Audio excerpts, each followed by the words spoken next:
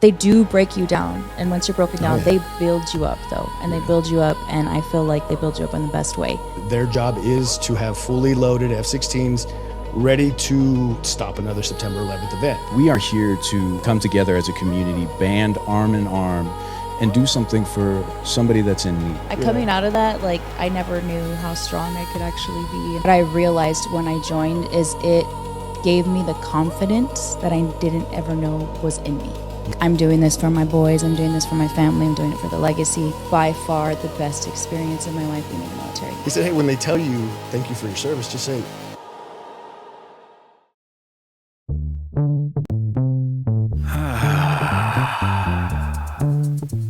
yeah.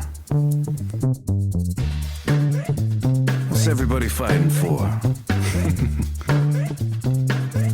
Why can't people help people? That's the question. Oh my God, it's people helping people!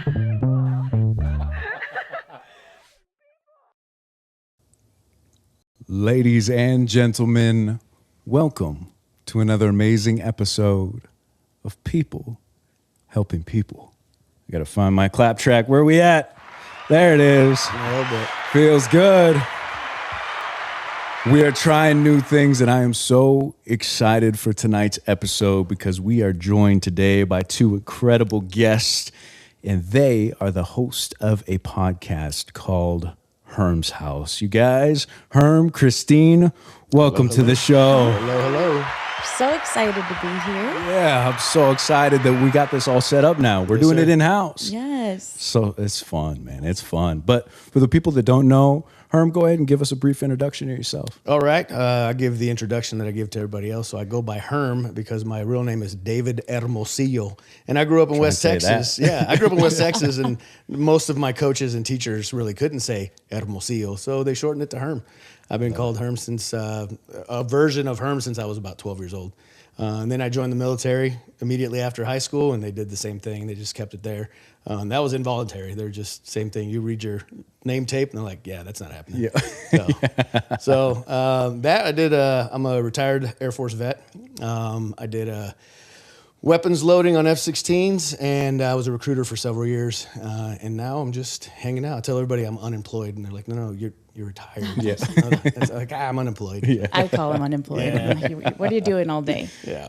We're obviously married. I'm married to my beautiful wife, Christine. She's also my co-host. We have 5 wonderful and super annoying kids. They are so cool, and also they're the ones that you just want to shove down sometimes. Right. Yeah.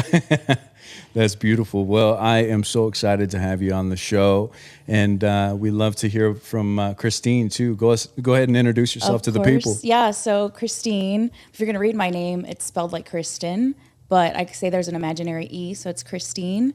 I have that name to thank to my grandma. She saw the name Christine on TV and thought it was really cool and spelled like Kristen, but it's been the bane of my existence my entire life. I get tired of it, like answering. Like, people are calling me Kristen, I'll just answer that. Everybody else is like, it's Christine. I'm like, yeah. I'm like too nice to say anything. I'll just answer. But yep, I'm a Herm too, Hermosillo by marriage, mom of the 5 kids. They drive us crazy up the wall, but I wouldn't have it any other way. Also an Air Force veteran. I served 6 years. I was a contract specialist, did a tour overseas, got out, got my degree, thanks to the military, paid for everything. So it was the best thing I could have done in the world. Got my degree in project management, and work as a contract specialist. Get to buy things like as a job. It's amazing. That's Kayla's dream job right there. Get to spend other people's money, but it is what it is. And then our podcast. I love the podcast. I have Herms House Podcast. I also have another podcast that I love to be a part of. It's me and my sister's podcast called Beautiful Sunday Podcast. Wow. We talk about weird, crazy creatures and mysteries and things like that. So cool. Another thing to check out. Very cool. Well, I'm so excited to have you guys here right now. Likewise. This is epic. And I want to know, so you've got 2 podcasts. Did the first one with you and your sister, did that start first? So yes, actually I had my own back in the 2020 time era when everybody was trying to like figure out something to do during the coronavirus, I was like, I'm going to do a podcast. Nice. So her and I, we always she always has these crazy stories. She's always looking up or seeing. And she comes, she's like, have you heard of this? And I'm like, no. And then she just tells me like the whole story. So that came first. And it's Beautiful Sunday because my last name, Hermosa is beautiful. And her last name is Dominguez, which is Domingo, which is Sunday. So Beautiful Sunday. And then we started flowing with that. And then a lot of people told us like they would come over all the time. Like the origin of Herms House is he likes to invite everybody and their nanas, we say, over to our house for barbecues and things like that. And at last minute, he'd be like, oh yeah, we have all these people coming over this weekend. And I'm like, oh, great. Thanks for letting me know. So that just became the theme is everybody who's going to Herms House? We're going to Herms House. And Nice. Anytime we were there, they're like, you guys need like a reality show or something because you guys are hilarious. Maybe. Yeah. I tell everybody that I have the face for radio, so we went ahead and did a podcast instead. There you go. Yeah. Yeah. I screwed up by doing the video portion of it, you know? She had to start recording. That's what I told him too. I was like, Yeah. well, we're going to be on video now. Yeah. And it was so funny first, because if you meet him and you know him in person, he's just, he's a character and he tells the way he tells his stories and you see it now on camera. But at first it was hilarious watching him get on there and kind of be like, and Well, it's I'm like, watching myself. You know what you never do when you're talking is watch yourself. Oh, God. And you get in front of a camera and you're like, that's what I look like? Yeah. Oh, boy. Yeah. I felt like I got it down with the live portion of things after 100 or so episodes. Sure. I'm like, dude, stop doing this, stop saying those words, stop, these gestures aren't working. But now we're in new territory. Yeah. Now I get to restart. Yeah. And so it's really cool, the evolution of that. But also that self-critique is so important. Mm-hmm. It's so important. You're like, God dang, I do sound like, XYZ. Right. Like I got to tighten up. Or Something. And it was hard because I did grow up in Texas, and a lot of the times I do get a little twang going in my voice, and Yeah. it's like, is that how you say it? I'm like, I mean, probably, I don't know. Yeah. Yeah. I enjoy that though too. I think even just overall, right? I think we're our biggest critic.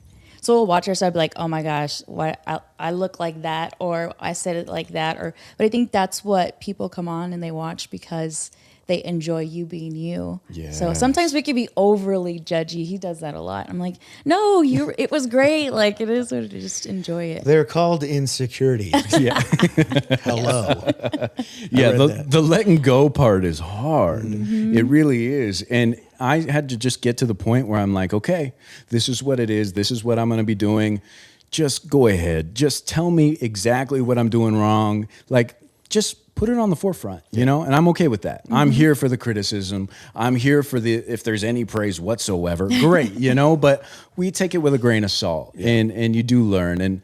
And I think that there's value in that. There's real value in seeing yourself, trying new things. Yeah. And, it's interesting. I kind of want to backtrack a little bit because the way that we met was really unique. And you guys had come to the People Helping People event. Right. And it, to me, was a total whirlwind. Talk about stepping outside of your comfort zone. Yeah. I had never given a freaking speech before. And there I am. I'm like, But luckily, the thing that was comforting about that was everybody in the crowd was there for one another. And they were there for the family that was getting something. And that was kind of the sole purpose of that, was we are here to come together as a community, band arm in arm, and do something for somebody that's in need. And the energy there was palpable because of the level of human beings that we're surrounded by, Right. And you ended up there through our mutual friend, Matt. Yep. That was special. Let me stop you before you get to Matt.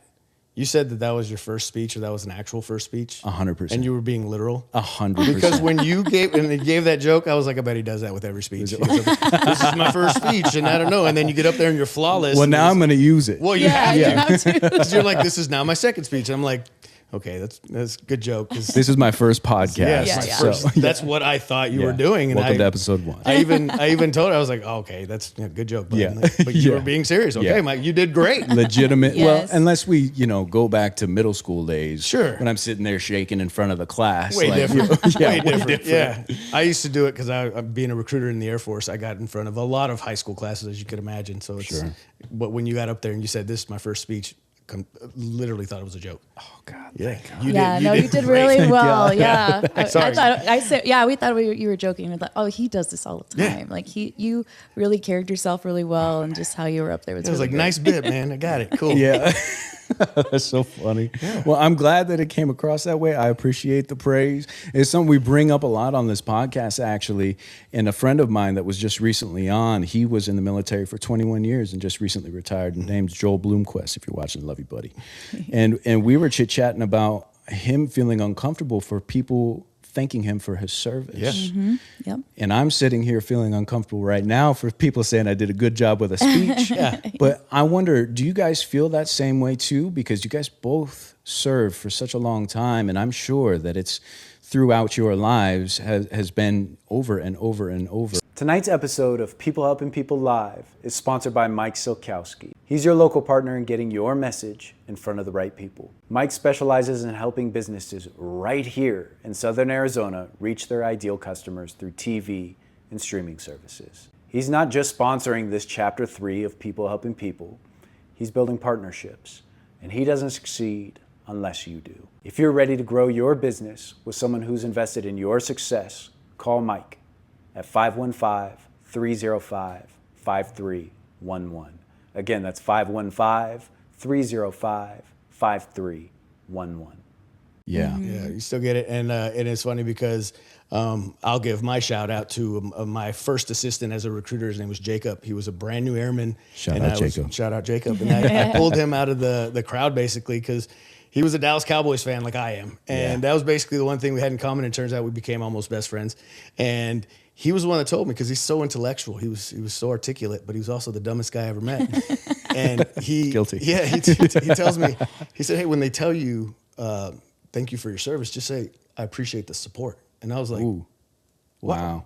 Why have I never, like, that is such a small phrase. Come on, man. Yeah. Come on. Yeah, he hit me with that. And I was just like, yeah, hey, I appreciate the support. You don't have to say you're welcome. That's we so do good. it. We do it ironically at times, especially to our own friends. Like, they said, thank you for your service. I'm like, you're welcome. Yeah.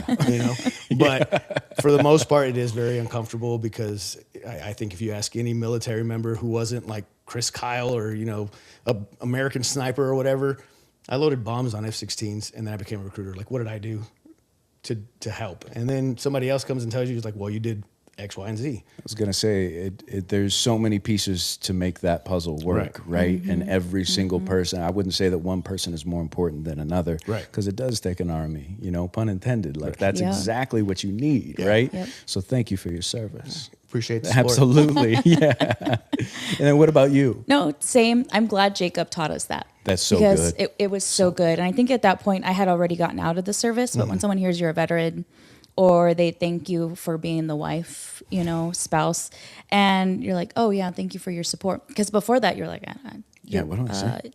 Thanks. Yeah. Thanks to you too. Yeah. It gets really awkward. But then also you're like, do I deserve the thanks? Like, what did I do to there's other people doing other things.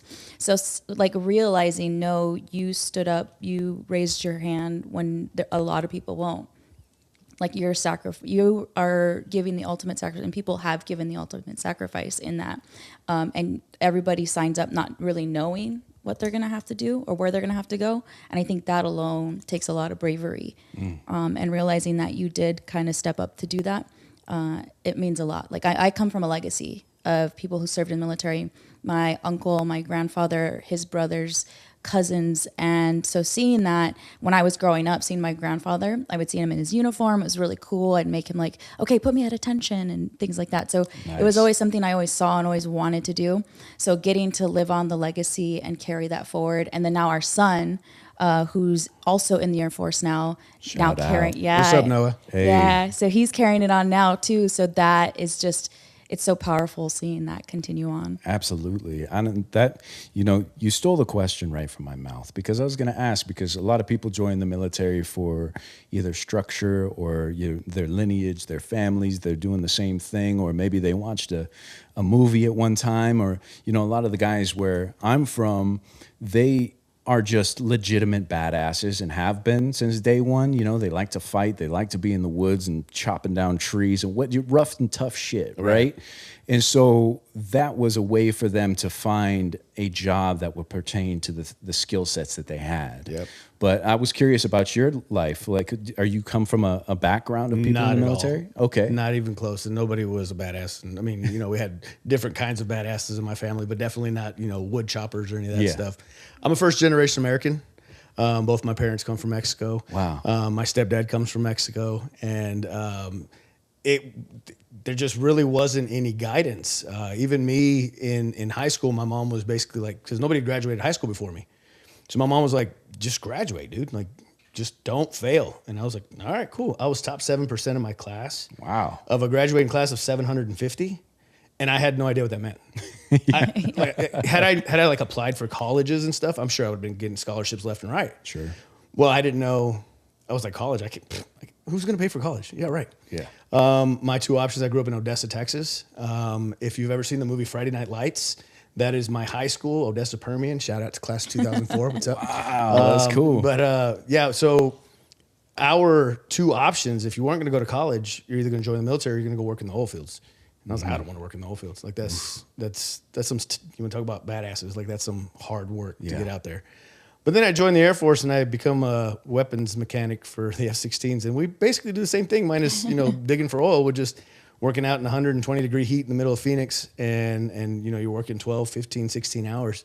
And I did that for over a decade. Dang. So, it was definitely tough work, but it's very thankless, but it's very satisfying. Yeah. It's awesome to be able to have a jet that's broken and they're like, hey, we need you to go fix it. You're like, all right, give me an hour. Yeah. And you get out there and you swap whatever you have to swap and you test it. And, all right, it's good to go. Load it back up and the guy goes and he flies it off. God, that and the pressure to be good at that job. There isn't any. What do you mean there isn't any? No, that's what he says. There isn't He's any. like, what? That's nothing. I'm like, get out of here. We had a inspector. Ultimate pressure. We I had would an inspector, and we loaded lives, and we had an inspector that came down from NATO up in DC, and they were going to watch us load. They're going to watch us download. We were going to simulate. We had to fire an actual munition. It's going to come back. We're going to reload and all this stuff. Well, I think it's really cool to explain, right? The start of it is the job was to prevent another 9/11. I worked at the alert detachment, wow. which we have down here in Tucson at Davis-Monthan. It's an alert detachment. The alert detachment is a 24/7 mission. And their job is to have fully loaded F-16s ready to stop another September 11th event. So if you have an aircraft that isn't responding to the tower or whatever, to launch a jet, normally it takes 45 to 50 minutes. We got it down in about 7 minutes. Yeah. So, you want to talk about high speed. We were high speed. Yeah. And they came out and they inspected because, of course, they got to do all the alert detachments to make sure everybody's above standard and whatever. In the middle of our load, the guy was like, okay, stop. And we're just like, oh, what did we screw up? And he's like, dude, you guys are perfect. Like, I have nothing for you guys. Just take it down, load it, safe it up, and we'll meet you inside and we'll go over the inspection. And we're just kind of looking at each other like, I thought we broke something, bro. Yeah. We weren't like proud that we did great. Yeah. We were just like, good, we didn't mess up. Yeah. So, yeah. But that's the culture of that kind of career field. Sure. Whenever you get you want to talk about being thanked for your service, be thanked for doing your job properly. That's a big one. It's weird. Because there's a lot of people that, serve or not, but they may go to work. Like I worked in the oil field, like you were talking about, right? And a lot of those guys, they were lazy pieces of, like, God dang, they didn't deserve to wear the badge of being in the oil field at all. So, yeah, I can imagine being thankful. And it's a respect thing, and I think that as men, we search for respect. Right. And in all different aspects of life. Like, I would much rather be respected for my hard work than almost anything else. Correct. Like somebody say you're a hard worker. Oh, yeah. Yeah. Thanks for noticing. Absolutely. And especially whenever the guys that you're working with are the ones that are acknowledging that. When I switched over to recruiting, I received, Recruiter of the Year. And they're like, you did amazing. Here's an award in front of everybody. And I'm just like standing there like, I did my job. Yeah. I don't understand why. Yeah. Why am I getting an award? And then I just got, in the recruiting world, they love to award people and say like, you did great. And here, and I got trophies. I got all kinds of stuff. I have nothing from when I was a loader. Right. And I would legitimately consider myself one of the best loaders that I ever worked with. I would load circles around anybody. And any weapons guy who is worth their weight will say the same thing about themselves. They'll be like, "Oh, I'd kick your butt." I'm like, "Hey, let's go. Let's go." Yeah. But it was that kind of culture that we had for each other. I remember we had a senior NCO. They were talking about writing awards, and he goes, "For what? Doing their job?" And I remember that, and I was like, "Yeah, why? For what? This is what we get paid for." Yeah. That's why I'm here. Yeah. And it was weird to get my first award as a recruiter. I was just I believe it. You want to talk about awkward, man? Yeah. That was awkward. So let's talk a little bit about, because I feel as though maybe there's a lot of people considering going into the military, or they are already in the military, or they're about to exit. They're about to retire.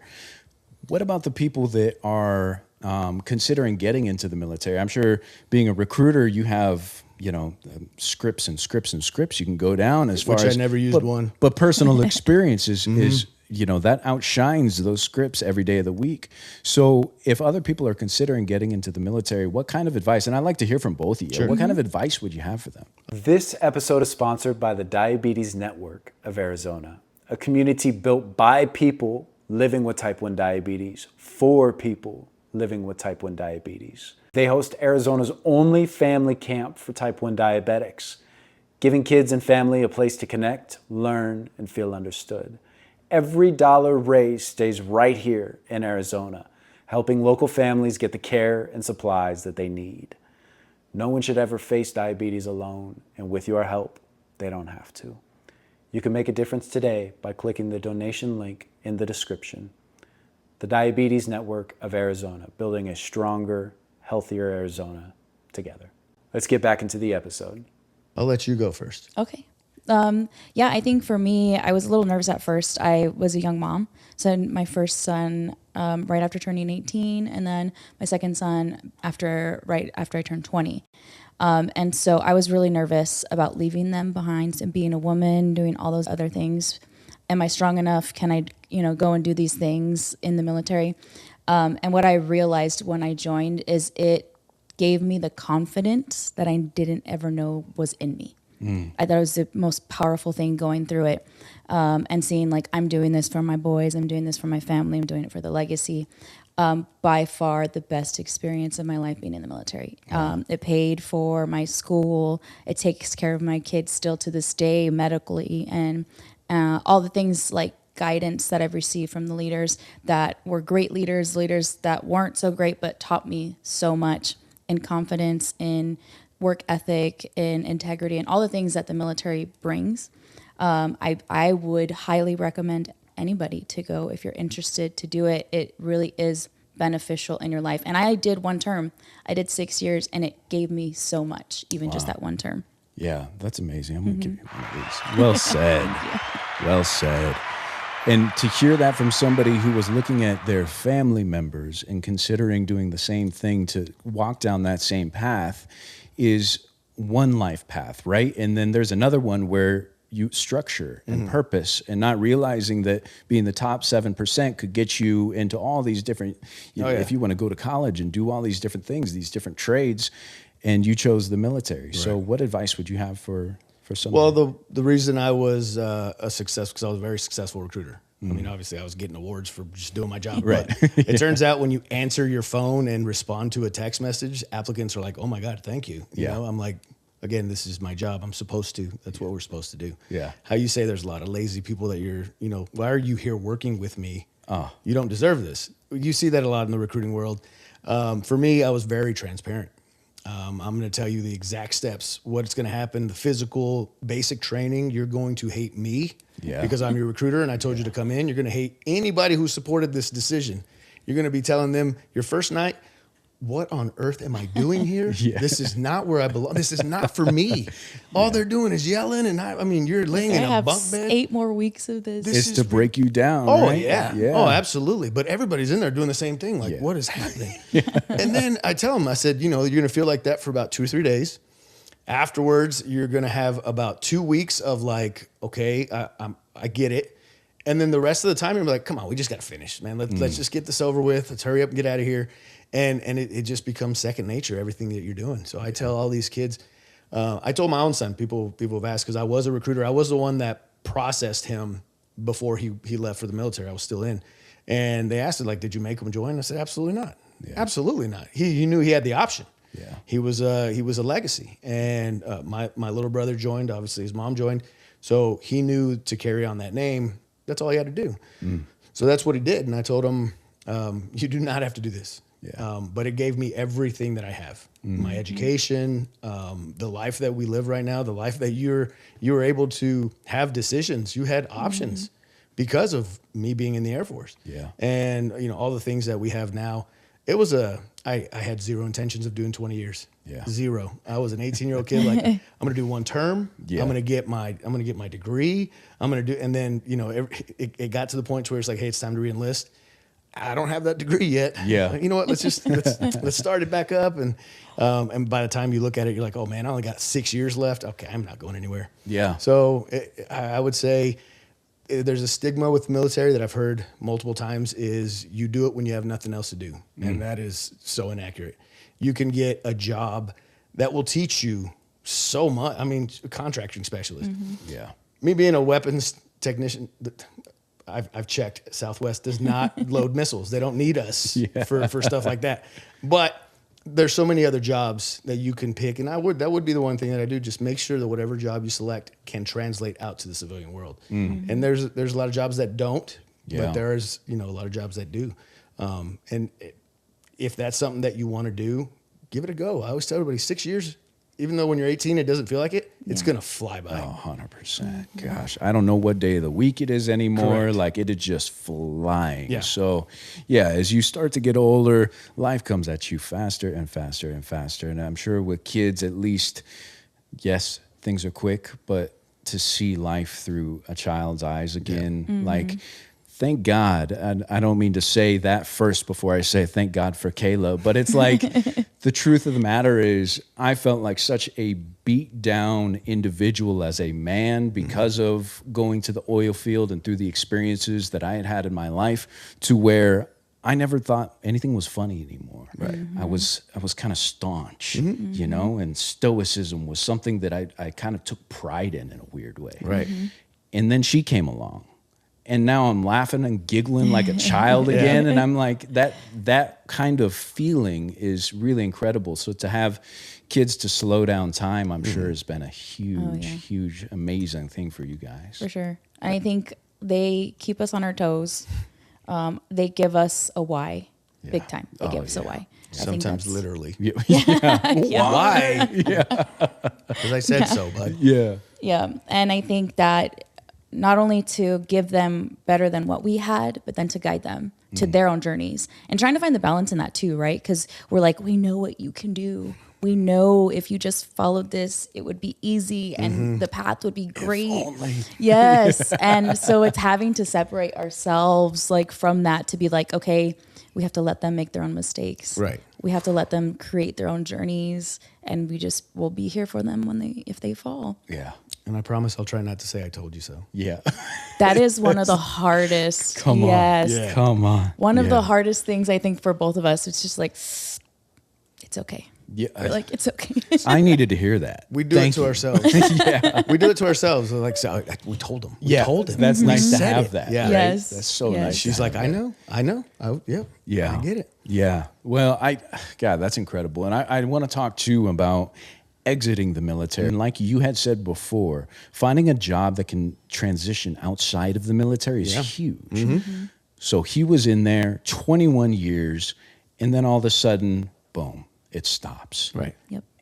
Now you have a bit of being institutionalized where your life no longer has structure. Yes, you have the money to go do things. Right. Yes, you can travel, and he's still a single man, and he's figuring these things out. And it's like, what a tough transition for a lot of people. How do you find your purpose? I mean, like, do you find it within have you found yours? Like, It was tough that first year. Yeah. So I've been retired just over a year. I would say the first 3 to 4 months, I'm just like that. You're just like, what am I doing? What am I doing here? Yeah. Why? Like, this is, yes, you're still making a paycheck. Yeah. But you're not doing anything for it anymore. And I tried doing various things, but it's just, it was difficult. The big thing for me, luckily I do have kids, is waking up in the morning, hey, go get ready, making them breakfast. I walk them to school most of the days. And then I come back and I go to the gym. Yeah. We go to the same gym as we found out a couple days ago. This is great. I go to the gym and I'm able to just be in there by myself. And, I got my headphones on and I know what I'm going to do for that day. I keep a sort of schedule. Okay, I got to get home by this time. I'm a house dad, so I can, I do the laundry and I, make sure I clean up and whatever. And then it's time to go pick up Gordy. You got to go. I walk to go pick him up. I pick him up and then come back. I help him with his homework. By that time, everybody else is home and we're getting ready to eat dinner. So nice. It's just, it's a schedule and it's hard to find one. So yeah, when you've been told this is what you need to do, this is your job, this is what you're doing he came right out of high school. Yeah. So he had no other, other than the little high school jobs. Taco Villa. That was the best. That was the best job. That's all he knew. So Yeah. directing, and you can see it coming out of us. Cause like at home, being married to a military, it's like we function around your schedule. Like whether you're at work, we're still driving the train at home. So we're going to keep things going with the kids, with our everyday lives. And so now you're home in that and you're in this environment where we already got the train rolling. Like we already know what we're doing. We got everything taken care of. So him finding his place in that and us adjusting to like, okay, what does this mean now? And it was a difficult, I think the communication between us, being able to openly, like it was hard for him at first to talk about it. Yeah. Come on, man. Yeah. Right it there was, with you. Imagine that, a man struggling. I know. Shocking. Yeah. And being able to like just being patient on my end. Yeah. I think that's being a wife and being supportive of a significant other of someone coming out of the military is patience and time. Yeah.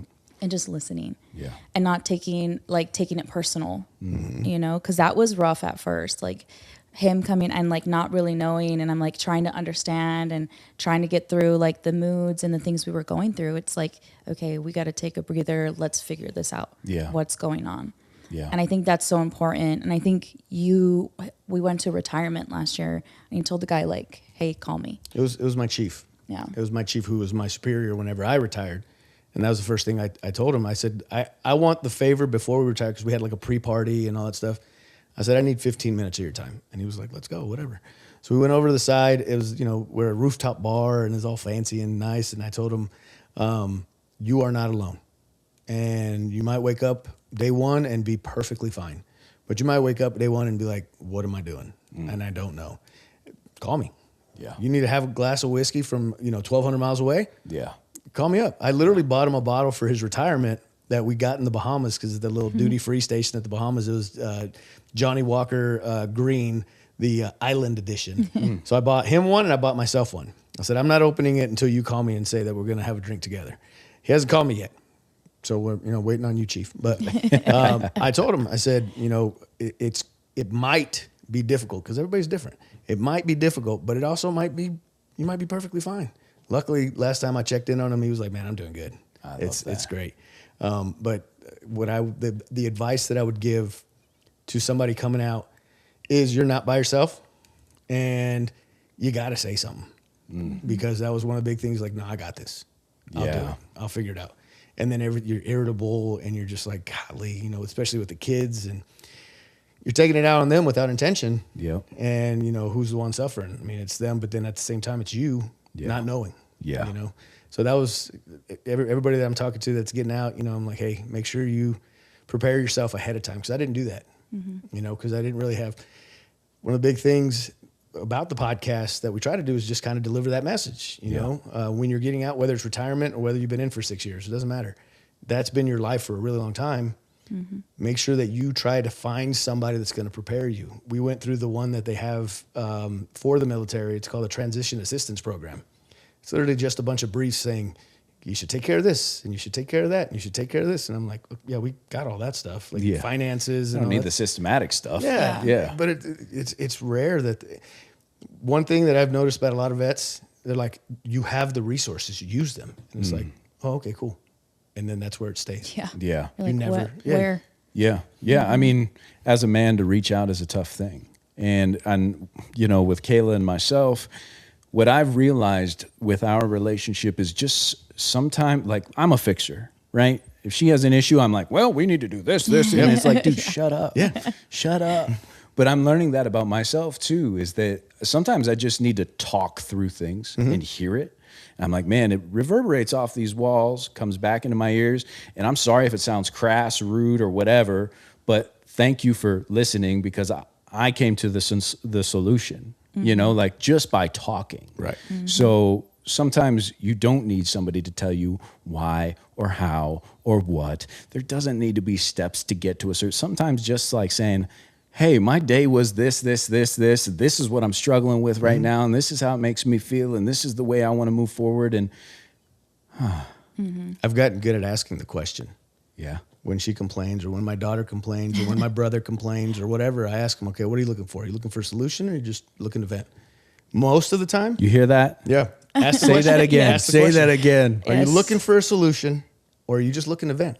And most of the time, I just need a vent. Yep. Come on. She taught me that. I'm not going to take credit. I'm not going to say. But it's so good. Yeah. And you're so right. Is like us not trying to fix everything all the time. Right. And yeah, just go ahead, let it out. And sometimes it doesn't have to be fixed right now. Yeah. I think a lot of the time, like, we'll stress out, you get anxiety, you get overwhelmed because you're like, it all needs to be fixed right now. I need to fix it. Everything's messed up. And like, what do I need to do to fix this? When it's really just, okay, let me take a breather. Yeah. Let me just take a second let's just write these things down. So I share with him, it's a brain dump note in our phones. And I ended up sharing with him because he's like, well, what's going on? What's on your, I was like, here's my brain dump. Nice. And He's it's shaking his head over there. I'm like, I'm such a planner, man. Yeah. It's just, I know. And I'm like, this and this and that. But it really just helps, just dumping that stuff off of your brain sometimes, to be like, okay, it doesn't have to be fixed right now, but at least it's on paper. It's off of my mind. That's I smart. can take one step forward. Her ears are my notes. I brain dump right here, verbally. It's like I just say it all, and then I'm like, all right, well, sorry about that. yeah. I'm such a planner. It's so difficult to not fix things. I was literally a maintainer. That's what we do, is we fix. Yes. That's what my job was. Hey, this is broken. I got it. Yep. I'll fix it. I got a tool for that. So if you come and tell me this is broken, I'm like, all right, where's my tool? I'll fix it. I got it. And she's like, no, it doesn't need to be fixed. I'm like, but it's broken. Yeah. What do you mean? Yeah. And then even with the brain dump, she'll give me all of this stuff. We need to schedule my daughter's pictures. We need to do this. We need to do that. And I was like, okay, cool. Where are we at with that? She's like, well, nowhere. We're not. Do you want me to jump on any of that stuff? I'll take care of that one. I'm like, okay. Do you want me to do that one? Just leave that one alone too. I was like, why am I here? I'm like, I really just want you to know what's going on in my brain. Yeah. Because sometimes if you see that I'm stressing or I feel a little overwhelmed, you see it's this list and we have it all written down. And at least you get a little bit of understanding of where I'm at and what I'm thinking. I don't necessarily need help. I just need you to know this is what I'm thinking. This is what I'm going through. Yeah. Yeah. And it's good. That dynamic is so good. Yeah. That you at least know, listen, hey, these are my thoughts. Yeah. We don't have to grab your tool belt, like chill out. And that's hard for us. But I still have one, by the way. That's my hand's still on the tool, ready to go when you're ready, my little tool pouch and my little reflective belt. Ready. Yes, sir. Yeah. But, I want to touch on some fun stuff, because Herms House, that's fun. What you guys are talking about, like, that's so cool. Yeah. And through our discussions, he's saying that people saw your guys' dynamic and like you guys need to have a reality show or something. Yeah. Like, you need to do something. And I'd like to not only get into like the inception of Herms House, but how did you guys meet? Both military backgrounds, like, and I'm sure this will be fun between the two of you to hear your guys' meeting and then how it flourished. So how'd you guys meet? So I used to work with her husband, and His face. I know this story. no. It's a because little, people are, no. I was a maintainer. I was out on the flight line. Her husband worked in my unit as well. And I had, initially when I first got to that unit, I had made an effort because I knew he was married. He was a Dallas Cowboys fan. I was like, hey, I was have a married. type, apparently. Yeah, you do. No kidding. And I was married and I had kids and I was like, hey, you should come over and watch. I threw out the invite and the invite was like, oh, absolutely. Yeah, that'd be great. And then I remember I had went and purchased all the food and because I have a whole nother family coming in the middle of cooking everything. I'm texting like, hey man, what time you guys getting here or whatever. I just get ghosted. So I'm just kind of like, well, F that guy. Because that's the kind of person I am. You get one shot, and if I'm good, bro. Like, and that's it. And ever since then, that was day one, right? And ever since then, it was just kept. I didn't know her. I didn't know who he was married to. I didn't know she was in the unit. I had no idea. And it wasn't until I had scheduled put together a co-ed softball team for our unit. She used to be a softball player. He had invited her. We go out to the field. I was a softball coach for my daughters. And she said she was a pitcher. I told her, I said, hey, look, I can coach everything else except for pitching. It's an underarm thing. You're on your own. I have no idea. I was like, is there any chance that you'd be willing to help my team? We're poor. We don't have any money. I can't offer you payment, but I could offer you smiles of little 5, 6, 7-year-old girls. Yeah. And she was like, absolutely. Nice. And then I didn't hear from her either.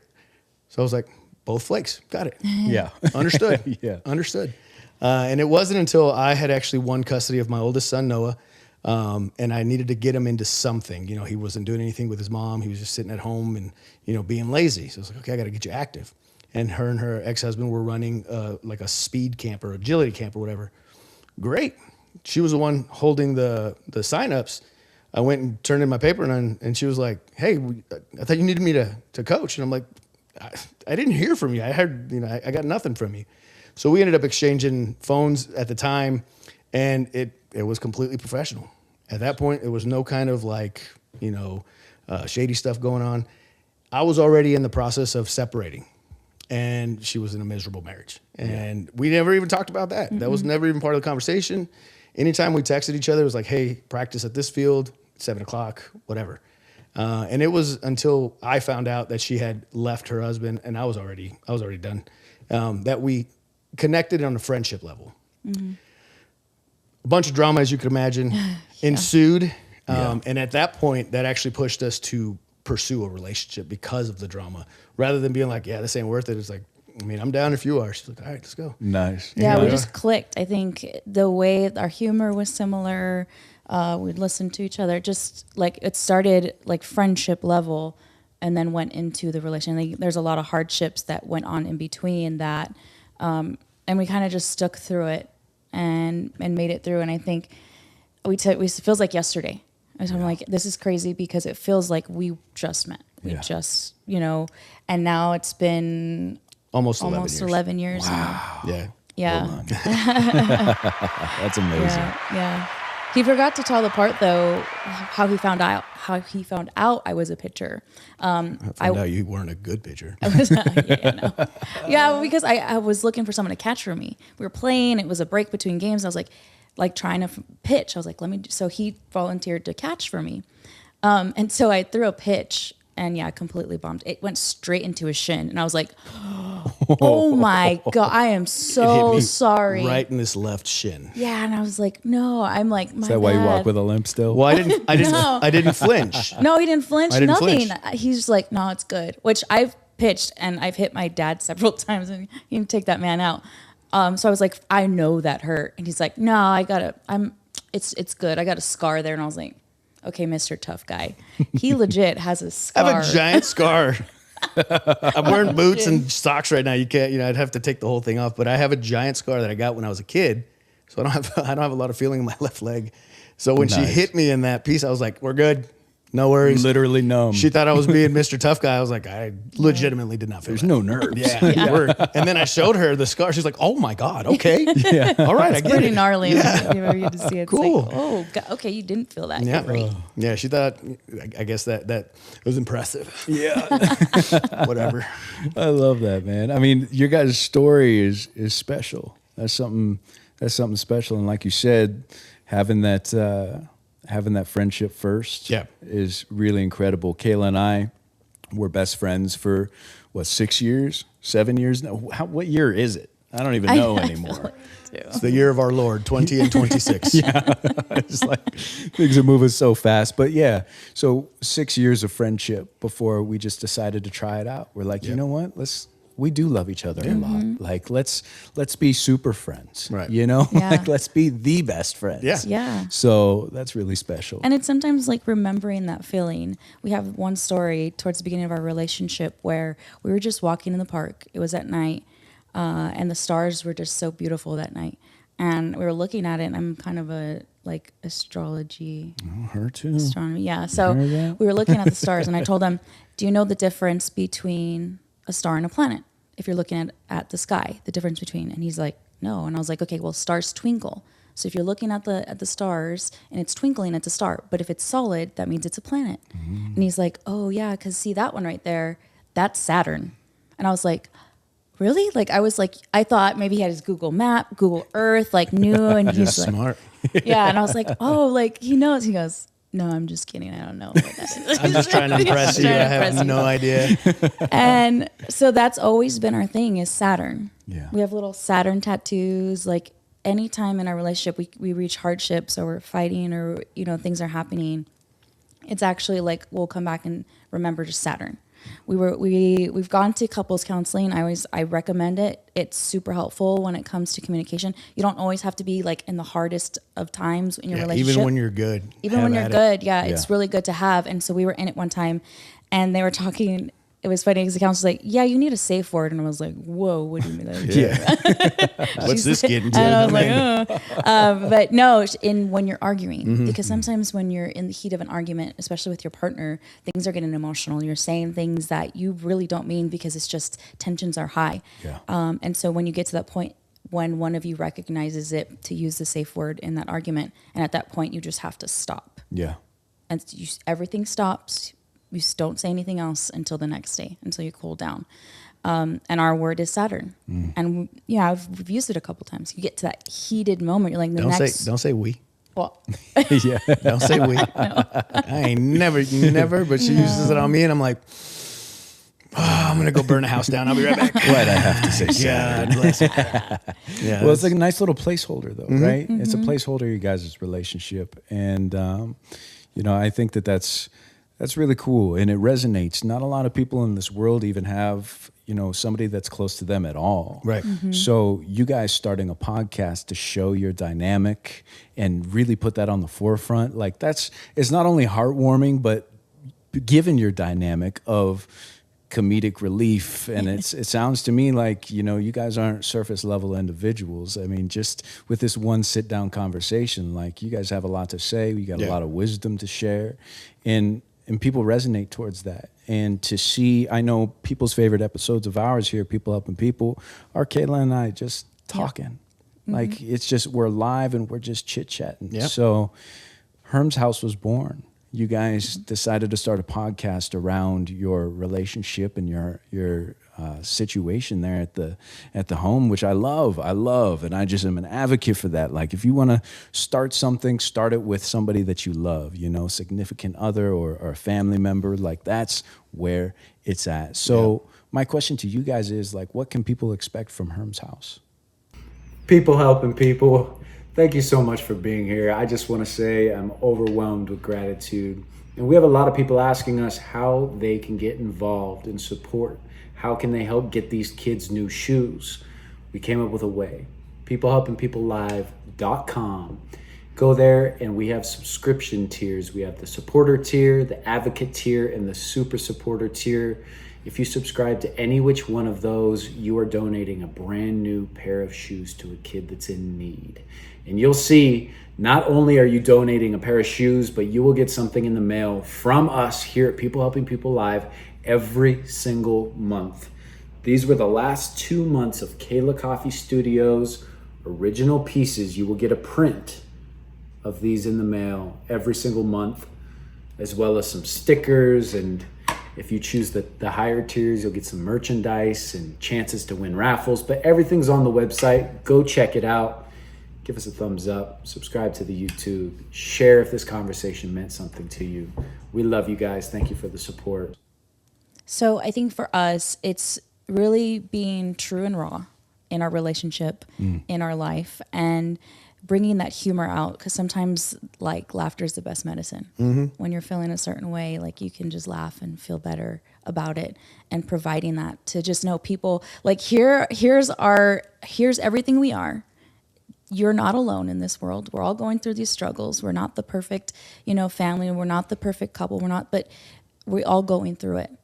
And then if we can help you laugh through that, or just see the joy in life, like that's truly what we're bringing out with Herms House. I love that. Yeah. I love that. That's what we try. And I can tell you, any episode that you're watching, it's not scripted. Yeah. We did we'll come up with topics and stuff that we want to talk about, but a lot of times we have to edit out the argument, because she'll be in there. It's like, no, it's not how. I mean, 5 minutes of like, do whatever you want. Yeah. Do whatever you want. Fine. And then we're back at it. So welcome back to Herms House. Yeah. But it's genuine, just us getting up there and talking and having conversations, and we hope you can relate, especially with the kids, because a lot of people do have kids out there, and a lot of them, they're our age. It's wild with our 6-year-old, because all our other kids are so much older. Now we're the same age as everybody else's parents, but he's our 5th kid. And a lot of them, it's their 1st or 2nd kid. Yeah. And I'm like, I got a kid that is probably going to be having kids here soon. So Right. I know we didn't go through the ages, because we have a 6-year-old, a 14, 17, 18, 21. Wow. yeah, That's the full spectrum. it's quite a gap. Yeah. Yeah. Do you feel like you're just like you said, every kid's different, right? Yeah. I mean, so you get the full spectrum. You have the angel that was it was the first kid the easiest. Absolutely No. No. But that was so. On both sides, because we're like, I would say like we're the Brady Bunch. Yeah. I had 2, he had 2. Yeah. And then we have Gordy together. Yeah. My oldest was definitely not easy. I'm like, how did I have another one after this guy? He was off the wall. He's still off the wall. He's 17 years old. Yeah. Still off the wall. I was too. Yeah. Oh God. Him and the 6-year-old are just. I'm like, will y'all stop? God bless. You guys are wild. Acted the same age. Yeah. Like, wait Oh a my minute. gosh, yeah. Hilarious. It's hilarious. But no, my oldest was a handful himself. I got custody of him when he was 8. You don't get custody of a kid because everything's going great at the other side. You know what I Right. mean? So I got custody of him when he was 8, and it was a struggle, but he's genuinely just a good kid. And what sucks is I know, had I been there from the very beginning, that it would have been a completely different turnout. But what he is now, I mean, he's serving in the Air Force. He's doing very well. Yeah. And I know he is going to be a great man. I mean, I say he's a kid. He's 21 years old, and I know you could agree. At 21 years old, sure, you're man age, but you're a kid. Yeah, You are still a kid. 100%. And same with him. I tell him you're still a kid, and I was like, when you're 30, we'll talk. Yeah.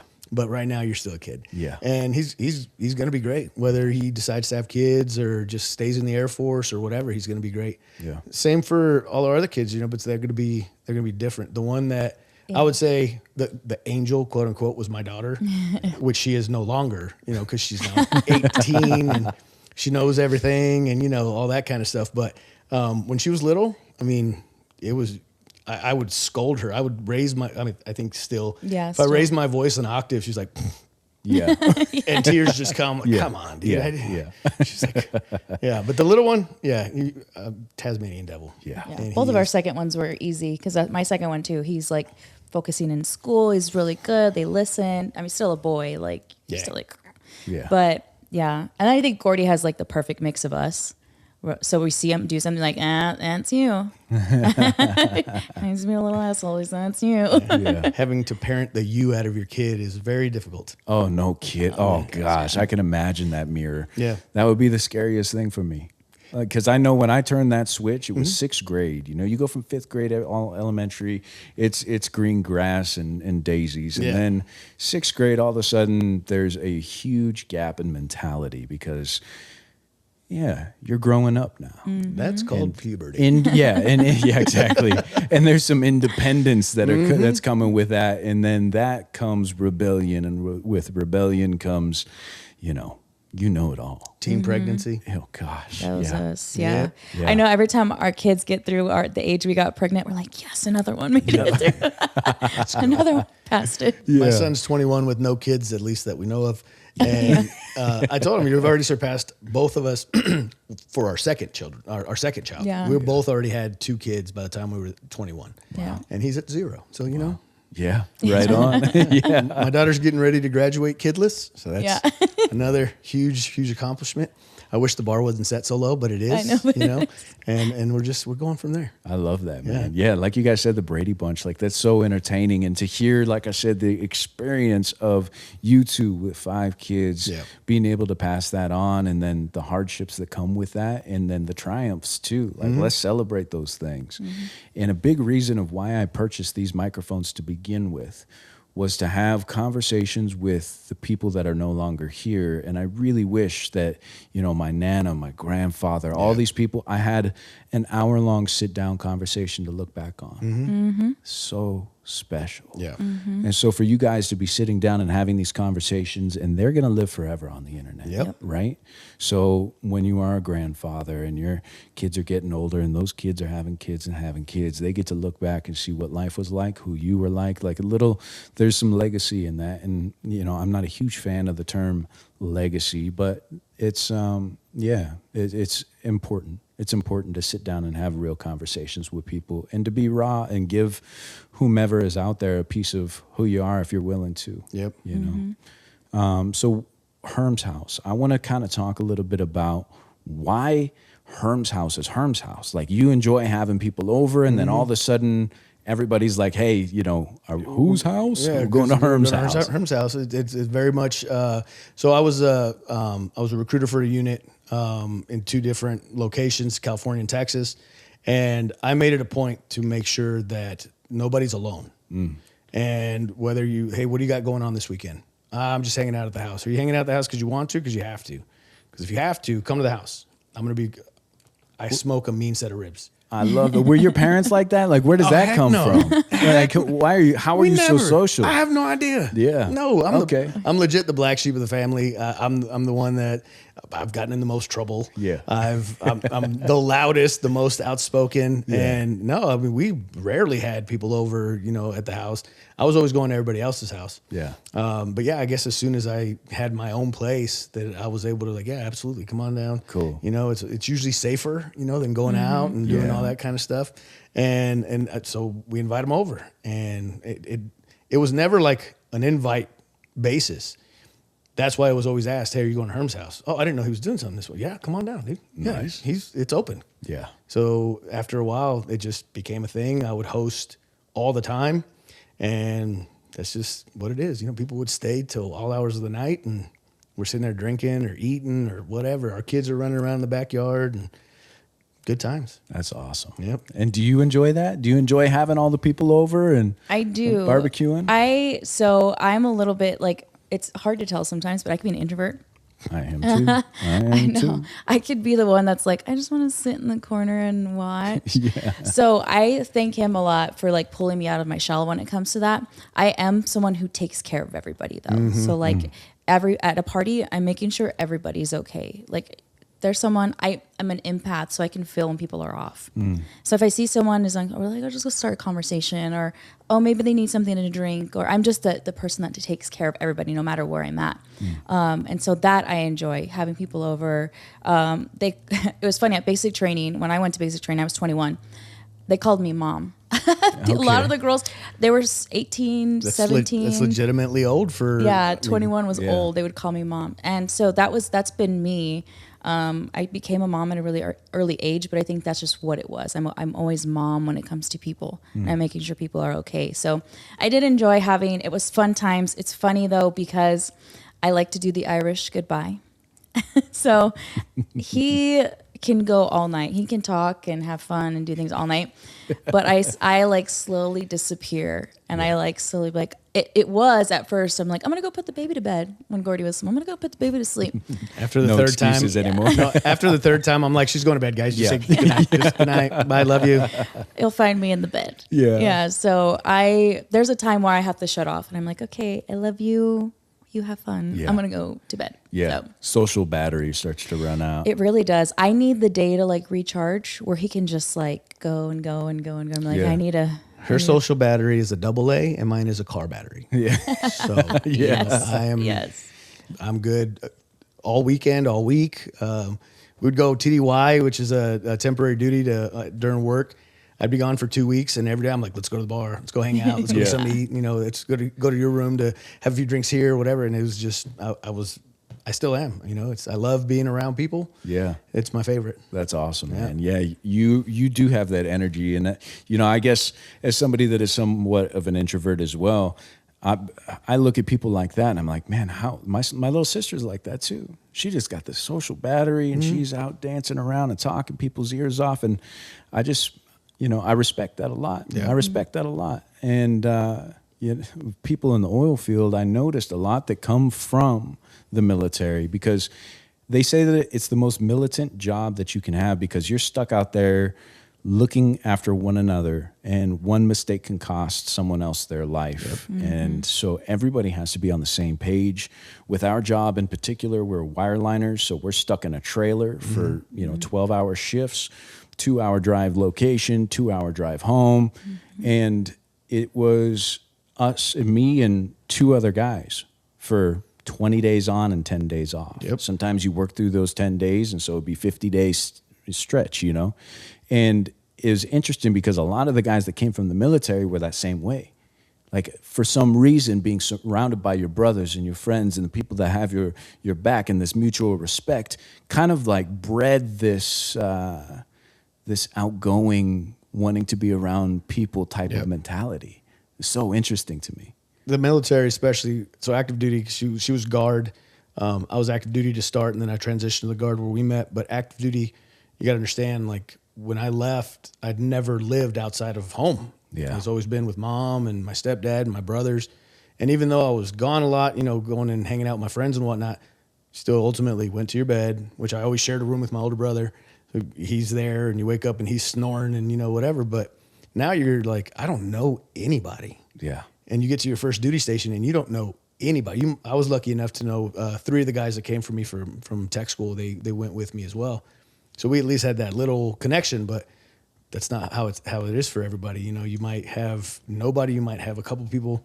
So as long as you have a good group, especially in the dorms, like, hey man, I know you're new. You want to get a beer? Everybody drinks in the military. That's just the go-to. Where are we drinking tonight? Yeah. So that's the big social event. Everybody's going somewhere, and the camaraderie is just, it's bar none. That's so huge, having that. It's a family. And I feel like a lot of people that don't have direction, and don't have those family ties of people that are there to lift them up, or an ear to talk to, or maybe no passion. And that is a big thing too, is like humans that don't find a passion for something in particular. I was fortunate enough to grow up around dirt bikes and in the woods and the with music, but I do have friends that are from that same area that joined the military, where it was like, I don't have a direction at all. Right? Like, nothing has caught my eye yet, but found something they were passionate about within the military, and to pay X amount of dollars to go to college versus getting paid to go to a place that somewhat like college has all these open doors to you. Yep. Like, that to me seems like a much more valuable institution to go into. Yep. Than a place like college, where they're like, all right, time to pick. Like, dude, I'm a baby. Yeah. Yep. Like, 18 is a child, so. Yeah, gosh. it is very college-esque. Only difference is you can't skip class. Yeah. You better be down there at 05:45, shaved, in uniform, ready to march all the way to wherever the heck we're going. Yeah. And I was stationed out in Wichita Falls, Texas. And let me tell you, I'm from a small town, and that was a smaller town. And I was like, man, this is crazy. But it is you're basically in a college dorm. We're all going to school. We're all doing the same thing, and we're all away from home. And it's real easy you're going to fight with somebody. Yeah. Because he knows more than you, or you know more than him, and it's going to be like, the alpha thing. You're going to puff your chest out because it always happens. Yeah. And then you're going to have to be like, hey, all right, cool, y'all fought. Let's get something to drink, Yeah. And that's how it usually ends. Yeah. that brotherhood is the camaraderie, the community. I mean, all those things and the structure at the bottom of all of that. Like that is really the foundation is structure. And, you know, my hat, again, is tipped to both of you. And I do want to ask you one question before we go, because we are already at an hour. Dang. Oh, I know time flies. 15 minutes. All right? Cool. I want to ask about boot camp. Is it different for a female versus a male to go into boot camp? I would say so. It was funny. I think it's still very physical, I think overall, which was great. I went in like not being able to do one push-up, and I left doing like 80 push-ups. It was crazy. Wow. Yeah. God dang. And I think for female experience, they hit you emotionally. I always have this story. I didn't listen to country music. He's a big country music fan. I love it. I do too. And we were sitting, so at basic training, our TI, we had 2 TIs. One was a training TI. We were his last flight. Training instructor. Okay, thank you. Sorry. No, it's okay. Yep. I'm not in the know. Acronyms. I know. All the acronyms. So we have 2 training instructors. One is we were his last flight. He was going to graduate to go on and be his own TI, his own thing. And so the one that was actually training him comes in, and they say A bay to B bay, which basically there's 2 bays of just bunk beds. Wide open space. Wide open space, but just bunk beds. And what that means is you all are going to grab all those bunk beds, and you better make them fit on the other side, and you better come over here, and we're going to start doing exercises. So we're doing push-ups, we're doing flutter kicks, and this whole time he's like, you guys are going to get this guy fired. He was working hard, and because you guys suck at as a flight, he's not going to make it. He's down there talking to our supervisor right now, and he's like, you guys don't even deserve to wear the uniforms. And we're like, you know, doing these exercises, right? Flutter kicks, push-ups, and he's like, you know what? He brings out this 2 letters from his office, and he's like, don't stop. We're just going, and he calls over 2 of our leaders, and he's like, read this letter. This is from a soldier from war. And so it's like, if you're reading this, I probably didn't make it home. Like, this is my I got a one-way ticket. And all of us girls are just bawling at this point. We're like, we don't even deserve to be here, you know? And we're like crying, and we're doing push-ups. And he's like, yeah, and whatever. So we read this letter. And then fast forward, when we start dating many years later, we're sitting in the car. And I'm like, I hear the song, and it's like, if you're reading this. John Michael Montgomery. Yeah, He's got it down. Letters from home. The fact I was king. like, those were the letters we were reading, and we were He was just reading song lyrics to the. he put those song lyrics on 2 letters, making us think it was from a so. If you've never heard it, it is a beautiful song and is a tearjerker, especially if you've ever been in the military. It is going to get you. But yes, I guess. Yes, but new into the military, not really a country, but also your mind's everywhere. Yep. Sure. Especially for females, they hit you emotionally. Yeah. And so a lot of it is like, okay, as long as you know you're just here, you got to do it. You know, do what you're told, fall in line. It's okay. You'll get through this. You make it through. That's how they break down the females emotionally. So that's my experience is what I saw compared to Ours was straight up physical. Oh, yeah. I mean, you want to talk about push-ups galore. Say I could do much more than 1 push-up when I first got there, but when I left, I mean, you want to talk about endless push-ups. Yeah. Like that was just, I can keep going till you tell me to stop. Yeah. And there was one situation where I had gotten sent to a different flight. They made me pack all my stuff, and I had to, put everything. I had just gotten my service dress, so it's hanging off my duffel bag. 40 pounds sitting on my shoulders. And then I go to knock on the door, and the guy's like, I don't know who you are. I need you to do a wall sit don't take anything off. Do a wall sit. Oh, God. You're in a squat. Yeah. Until I come back. And I'm sitting there, and you have to take off. You have a canteen belt. You have to hold it out. Oh, God. While you're, so I got all this stuff and I'm holding it out. My legs are just shaking like crazy. I was out there for what felt for 2 hours. In reality, it was probably 10 minutes. Yeah. Can you imagine a wall sit 10 minutes? He finally walks out and he goes, "Oh, I forgot about you. Come in, man." Just sweating, shaking. And it's in the middle of June in San Antonio, Texas, pure humidity. And I'm in full uniform it's back in the day, they did not have breathable uniforms. And I was just, I was like, this is terrible. Oh my God. Yeah. But I got in great shape, man. Yeah. It was, yeah. Coming out of that, like, I never knew how strong I could actually be, and the challenges you get through, and just the way they do break you down. And once you're broken down, they build you up, though. And they build you up, and I feel like they build you up in the best way. And it honestly prepared me for the rest of my life to say, like, okay, you can get down, and it might get down. You might get broken down, but you can build yourself right back up. Yeah. Yeah. I always say I've been through worse. You know, no matter everything that everything that I've got going on in my life right now, it's like, I've been through worse. Yeah, Yeah, I survived the worst day of my life thus far. You know, fun fact, Herms fun fact. Hit it. When she went to basic training, my little brother was there in her squadron. No way. I went to his graduate. We didn't know each other. Yeah. I went to his graduation. So that's the best part about basic training is getting to go back. So our kid graduated, my little brother graduated, and I got to go back and you see it and you're like, oh man, I know how you feel, bro. Yeah. I know how you feel. Trust me, it's going to be fine. Yeah. But yeah, she, when we started talking and I'm wearing my brother's graduation t-shirt years after, because I mean, it was probably 5-6 years after he had gotten out that I met her and she was like, oh, you were in that squad? I said, no, my little brother was. When did he go? And then they were apart by like 2 or 3 weeks. Wow. Yeah, same squadron, same everything. I was like, man, I was there. That's crazy. Epic. Yeah. Epic. Well, you guys are incredible.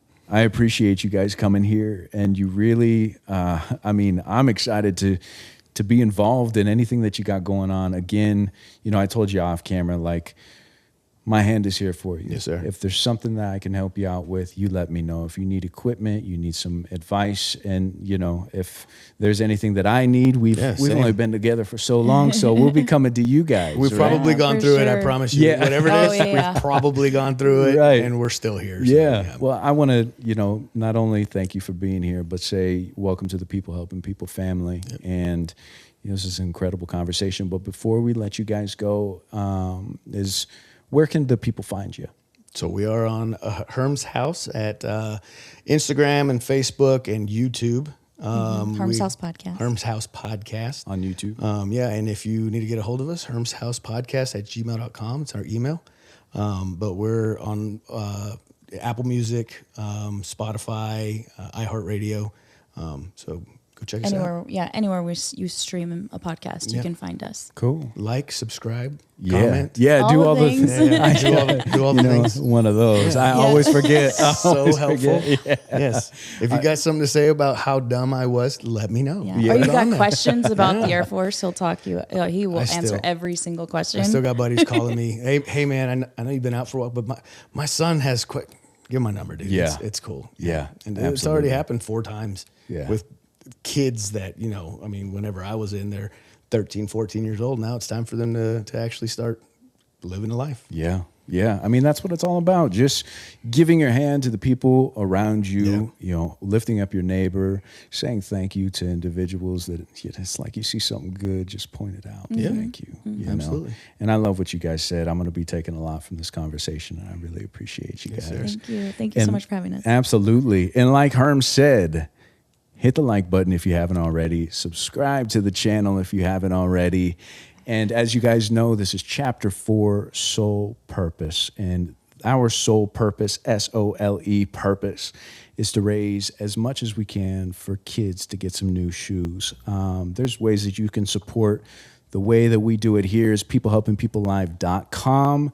For every subscriber that we get to our peoplehelpingpeoplelive.com, you're donating a pair of shoes to a kid that's in need. And at the end of this chapter, we take anybody and everybody along with us and film the experience of us giving these shoes to kids. So you get to see behind the curtains, see where your money's going. And also, Kayla Coffee Studios, I want to thank you for being behind the camera over there. I love you, baby. But you get a Kayla Coffee Studios original painting, a letter from us, a sticker pack.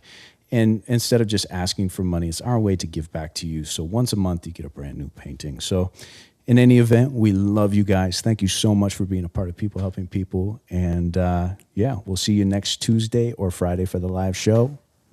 Deuces.